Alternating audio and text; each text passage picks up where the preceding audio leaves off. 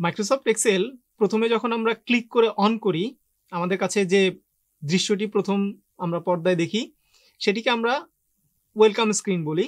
এই ওয়েলকাম স্ক্রিনের কিছু জিনিস আমাদের শুরুতেই জেনে নেওয়াটা ভালো, কারণ পরবর্তীতে যখন আমরা কাজ করব সেটা যেন প্রফেশনালসদের সাথে আমাদের সাথে যেন মিল থাকে, আমরা যেন সিঙ্ক থাকি। সো সেইটার আলোকে আমাদের এই পর্বে আমরা ওয়েলকাম স্ক্রিনে মাইক্রোসফট এক্সেলের কোন কোন জিনিসগুলির প্রতি বিশেষভাবে নজর রাখা প্রয়োজন সেই জিনিসগুলি একটু জেনে নিচ্ছি। সো প্রথমে আমরা যখন স্ক্রিনটি পাই এইরকম একটি দৃশ্য স্ক্রিনে দেখতে পাই। সো এই স্ক্রিনের সবার উপরের অংশ এবং সবার নিচের অংশ, বাম দিকে এবং ডান দিকে, এর মাঝখানে কোন কোন বিষয়গুলি গুরুত্বপূর্ণ। সো প্রথমেই টাইটেল বার, সবার উপরের অংশ টাইটেল বার এবং সবার নিচের অংশ স্ট্যাটাস বার। সো টাইটেল বারে নর্মালি আমরা মাইক্রোসফট এক্সেলটা যেই নামে সেভ করা আছে সেই নামটাকে আমরা টাইটেল বারে দেখতে পাই। সো এই পুরো অংশটাই আমরা বলছি টাইটেল বার। এই টাইটেল বারের উপরে ডান দিকে এবং বাম দিকে দুইটা বিশেষ ধরনের আইকন আছে।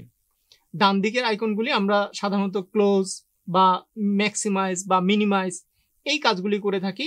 তার পাশ বরাবর একটি গুরুত্বপূর্ণ আইকন আছে, সেটা হলো রিবন ডিসপ্লে। এই আইকনটি বোঝার আগে বুঝতে হবে রিবন কি। সো রিবন হলো আমাদের এই টাইটেল বারের নিচে আছে বিভিন্ন ধরনের মেনু, যেমন home, insert, page layout, formulas, এগুলি বিভিন্ন ধরনের মেনু আছে।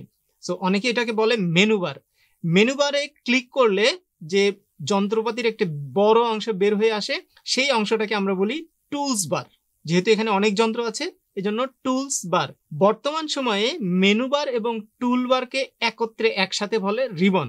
এই রিবন অংশটাকেই যদি আমরা অটো হাইড করতে চাই তাহলে এই অটো হাইড অপশনে ক্লিক করলে এই রিবন পুরো অংশটাই অটোমেটিক্যালি হাইড হয়ে যাবে। আবার যখন মাউস নিয়ে আসবো তখন অটোমেটিক্যালি আবার ফেরত চলে আসবে। শো ট্যাবস শুধুমাত্র হোম, ইনসার্ট, পেজ লেআউট এই অংশটাই দৃশ্যমান থাকবে, টুলসগুলি চলে যাবে। শো ট্যাবস অ্যান্ড কমান্ডসটাই হলো আমাদের জন্য, আমরা যারা প্রফেশনালি কাজ করি তাদের জন্য বেস্ট, যেন সবসময় টুল এবং মেনুটা দেখতে পারি। বাম পাশে যে অংশটি আছে এই অংশটিকে বলে কুইক অ্যাক্সেস টুলবার। কুইকলি আমরা যাতে অ্যাক্সেস করতে পারি এই জন্য quick access toolbar.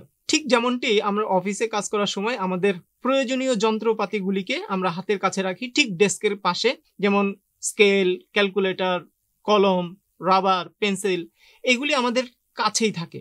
So Microsoft এক্সেলেও quick access টুলবারটি একটি কর্নারে আছে। এখানে বিভিন্ন রিবন থেকে আমরা আমাদের প্রয়োজনীয় আইকন যেগুলি বেশি প্রয়োজন হয় সেগুলি আমরা কুইক অ্যাক্সেস টুলবারে এনে রেখে দিতে পারি। তারপরে এই অংশটা রিবন। রিবনের ঠিক নিচে দুইটি বক্স আছে, একটি বড় এবং আরেকটি ছোট। বড় বক্সটির উপরে যখন আমরা মাউস নিয়ে যাই এবং সেখানে 1 সেকেন্ড ধৈর্য ধারণ করি তখন সেটির নাম মাউসের নিচেই শো করে। এই অংশটিকে আমরা বলি ফর্মুলা বার। এবং ফর্মুলা বারের বাম পাশে আরেকটি ছোট্ট বক্স আছে, নেম বক্স। সো নামেই পরিচয়, ফর্মুলা বারে আমরা ফর্মুলা দেখতে পারি, লিখতে পারি। নেম বক্সে নেম লিখতে পারি এবং দেখতে পারি। প্রশ্ন হচ্ছে কার নাম? এই নামটি মাইক্রোসফট এক্সেলের একটি সেলের নাম। সেল। সেল কি? সেল হলো মাইক্রোসফট এক্সেলে আমরা যে এই যে ছোট ছোট ঘরগুলি দেখতে পাচ্ছি, এই ছোট ছোট ঘরগুলিকে আমরা বলি সেল। এখন এই সেল এর নামকরণটা কিভাবে করা হয়? নামকরণ করার জন্য তার দুইটি জিনিসের প্রয়োজন হয়। একটি হলো কলামের নাম আর একটি হলো রো এর নাম। কলাম আমাদের বাসায়, বিল্ডিং এ যেভাবে কলাম দেখি বা পেপার পড়ার সময় যেভাবে লেখাগুলিকে পড়ি, কলাম ভিত্তিক যেভাবে সাজানো থাকে, সেই লেখার মতোই আমার এখানে এ থেকে নিয়ে শুরু করে ডান দিকে অসংখ্য রকমের নাম আছে। এই নামগুলিকে আমরা বলি হলো কলাম। সো এ, বি, সি, ডি এগুলি আমাদের কলাম। এবং 1 থেকে শুরু করে নিচের দিকে পর্যায়ক্রমিকভাবে যে নাম্বারগুলি দেখতে পাচ্ছি এগুলিকে আমরা বলি রো। সো কোনো একটা সেল রো এবং কলামের যে জায়গাটাতে ছেদ হয় সেই অংশটাকেই বলা হয় সেল। তাহলে ওই সেলের নামকরণ করা হবে ওই কলামের নাম এবং ওই রো এর নাম্বার। তাহলে আমার এখন কার্সারটি যে অবস্থানে আছেন সেই অবস্থানের নামটাই নেম বক্সের মধ্যে দেখা যাচ্ছে। A1 মানে এ কলামে 1 নাম্বার রোতে আছে। আমি যদি এখন G10 এ ক্লিক করি তাহলে সবুজ রঙের একটি বক্স দৌড়ে চলে আসবে এবং সেই নামটি ওইখানে শো করবে। এইভাবে যে কোনো ঘরেই আমি ক্লিক করব সেই ঘরের নামটা নেম বক্সে শো করবে। আবার ঠিক আমি যদি উল্টো কাজটা করি, নেম বক্সের ভিতরে যদি কোনো নাম লিখে এন্টার দেই তাহলে কার্সরটি সেই ঘরে চলে যাবে। যেমন এখানে যদি আমি লিখি D4 এবং লিখে যদি এন্টার দেই তাহলে আমার এই কার্সরটি D4 এ চলে যাবে। মাইক্রোসফট এক্সেলে আমরা যখন কাজ করছি তখন এখানে দেখা যাচ্ছে আমি শব্দ বলছি কার্সর। সো এটাও অনেক সময় ইন্টারভিউতে কোশ্চেন আসে, কার্সর কাহাকে বলে। সো এখানে দুইটা জিনিস আমরা ডিসপ্লেতে দেখতে পাচ্ছি, একটা সবুজ রঙের চারকোনা বক্স এবং মাউসের জন্য প্লাস চিহ্ন। এই দুইটির মধ্যে কার্সর কোনটা মনে রাখার জন্য সহজে মাউস নাড়ালে যে আইকনটা নড়ে সেটা হলো মাউস পয়েন্টার, আর আমি মাউস পয়েন্টার দিয়ে যেই এক্সেলের সেলের মধ্যে ক্লিক করি সেইটা পয়েন্ট করে এক্সেলের সেলকে, তাহলে সেটা হবে সেল পয়েন্টার। সো দুইটা জিনিস, মাউস পয়েন্টার মাউসের সাথে সম্পৃক্ত, সেল পয়েন্টার সেলের সাথে সম্পৃক্ত। এখন কোনো একটা সেলের ভিতরে যদি আমি মাউস পয়েন্টার দিয়ে ডাবল ক্লিক করি তাহলে তার ভেতরে একটা জিনিস ব্লিঙ্ক করে। অনেকেই বলেন যে হ্যাঁ এইটাই মাউস পয়েন্টার, এটাই হলো কার্সর। এটা কার্সর নয়, এটাকে আমরা বলি হলো ইনসারশন পয়েন্ট। এই ইনসারশন পয়েন্ট যেখানে থাকে সেখানেই আমরা কিবোর্ডের মাধ্যমে যা টাইপ করি সেই লেখাগুলিকেই আমরা এক্সেলের সেলের ভিতরে দেখতে পারি। অনেকে এটা আয়ের মতো দেখা যায় বলে সেটাকে বলে হলো আইবিম। তাহলে তিনটা জিনিস, cell pointer, mouse pointer, insertion point. Cursor গেল কোথায়? আমরা আসলে বর্তমান সময়ে ওই যে সবুজ রঙের বক্স যেটাকে আমরা সেল পয়েন্টার বলছি এটাকেই মেনে নিয়েছি যে এটার নামই হলো কার্সর। সো কার্সর, এই কার্সর এবং মাউস পয়েন্টার দুজনে সম্মিলিতভাবে মাইক্রোসফট এক্সেলের অনেক কাজ করে। সো এই সেল পয়েন্টার এবং মাউস পয়েন্টারের ব্যবহার আমরা আগামী অধ্যায়গুলিতে খুব ভালো করে শেখার চেষ্টা করব।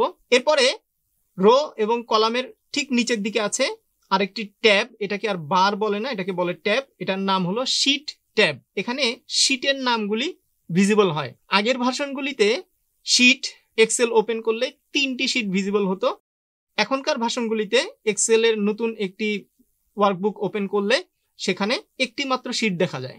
সো এখানে দুইটি শব্দ আমি উচ্চারণ করেছি, ওয়ার্কবুক, ওয়ার্কশিট। ওয়ার্কবুক কি এবং ওয়ার্কশিট কি? ওয়ার্কশিট মাইক্রোসফট এক্সেলের যে পাতা, যেই পাতায় আমি আমার হিসাব নিকাশ, আমার তথ্যগুলিকে লিপিবদ্ধ করতে পারবো, সেইগুলিকে আমরা বলছি ওয়ার্কশিট। এবং বইয়ের মতো বইয়ের সাথে মিল রেখে অনেকগুলি পৃষ্ঠাকে মিলিয়ে আমরা যখন একটি বই বলি, এইটাকেও আমরা ঠিক ওয়ার্কশিট, অনেকগুলি শিট মিলে তখন একটি বই হয়ে যাবে, সেটাকে আমরা বলবো ওয়ার্কবুক। সো মাইক্রোসফট এক্সেলের এক একটি শিটে আমরা হিসাবগুলি লিপিবদ্ধ করি এবং সবগুলি শিটকে একত্রে বলি এক্সেল ওয়ার্কবুক।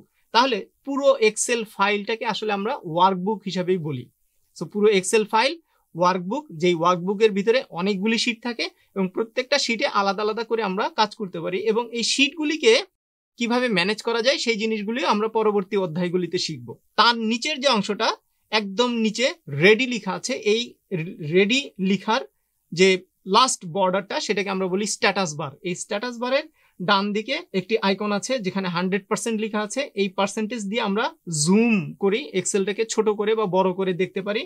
তার বাম পাশে 3টি আইকন আছে, নরমাল, পেজ লেআউট এবং পেজ ব্রেক প্রিভিউ।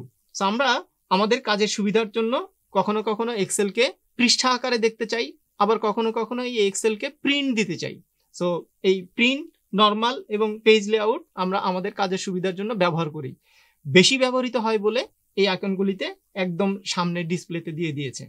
সো প্রাথমিকভাবে এই জিনিসগুলি আমাদের প্রথম দৃশ্যমান হয়, সেই জিনিসগুলির সাথে আমরা পরিচিত হয়ে নিলাম।